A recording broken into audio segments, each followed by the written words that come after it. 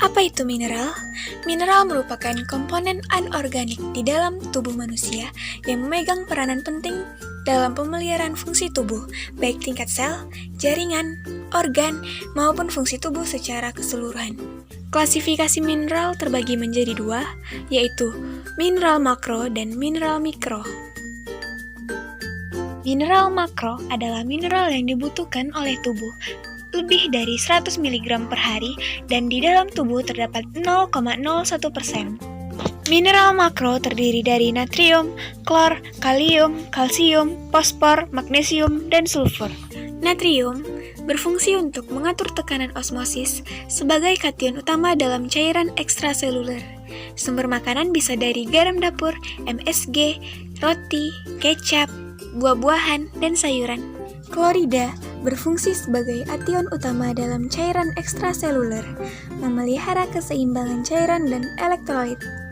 Sumber makanan yaitu garam dapur, daging, sayuran, dan buah-buahan. Kalium mempunyai fungsi sebagai pemelihara keseimbangan cairan elektrolit serta keseimbangan asam basa, transmisi saraf dan relaksasi otot, serta pertumbuhan sel.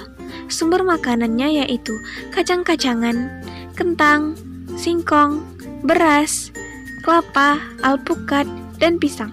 Kalsium berfungsi sebagai pembentukan tulang dan gigi, mengatur pembekuan darah, katalisator reaksi-reaksi biologik, dan kontraksi otot.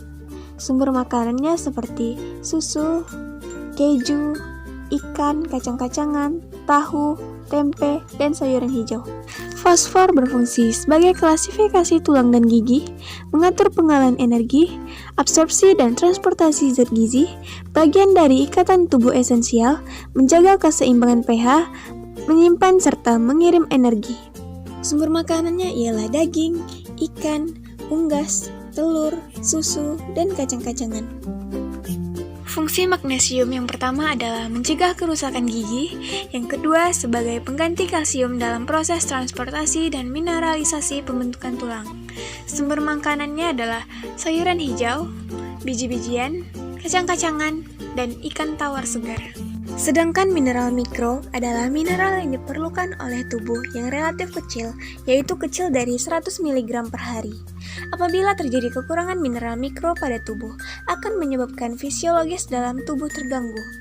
Mineral mikro yaitu seng, besi, tembaga, iodium, krom, mangan, selenium, fluor, dan kobalt. Fungsi besi adalah sebagai alat angkut oksigen dari paru-paru ke jaringan tubuh, dan sebagai alat angkut elektron di dalam sel sebagai pembentukan hemoglobin di dalam darah. Sumber makanan yang bisa diperoleh yaitu dari padi, gandum, kentang, brokoli, ikan laut, buncis, telur, daging. Zinc berfungsi meningkatkan kekebalan terhadap serangan berbagai macam bibit penyakit dan membantu memperbaiki kerusakan kulit. Sumber makanan yang bisa diperoleh yaitu daging, hati, kerang, telur, sarden, biji labu, dan kacang. Iodium berfungsi mengatur pertumbuhan dan perkembangan. Sumber makanan yang dapat diperoleh yaitu dari ikan, udang, kerang, dan ganggang laut.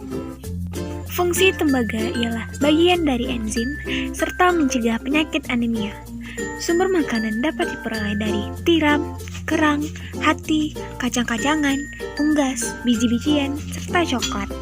Fungsi mangan adalah membantu pembentukan tulang, meningkatkan penyimpangan vitamin B1 sebagai enzim untuk metabolisme asam amino. Sumber makanan bisa diperoleh dari kacang-kacangan, sayuran, daun, ASI, dan teh. Krom mempunyai fungsi membantu metabolisme karbohidrat dan lipid.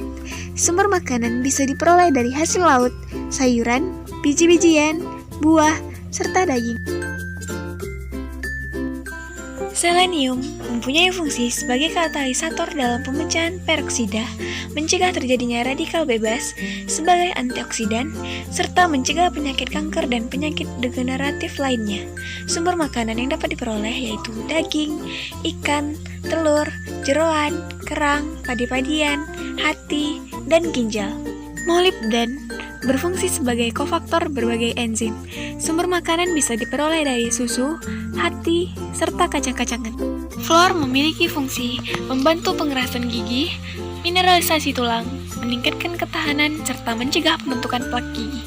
Sumber makanan bisa diperoleh dari air mineral, teh, susu formula bayi, serta makanan yang diawetkan. Kobal mempunyai fungsi untuk mematangkan sel darah merah serta menormalkan fungsi semua sel.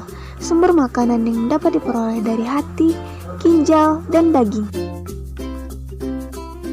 Mineral memiliki fungsi. Yang pertama, memelihara jaringan dan fungsi tubuh. Yang kedua, berperan dalam metabolisme.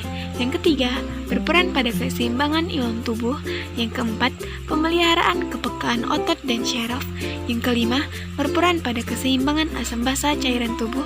Dan yang terakhir, berperan pada pengaturan pekerjaan enzim-enzim. Untuk mengetahui berapa kebutuhan mineral di dalam tubuh, lihatlah tabel di bawah ini.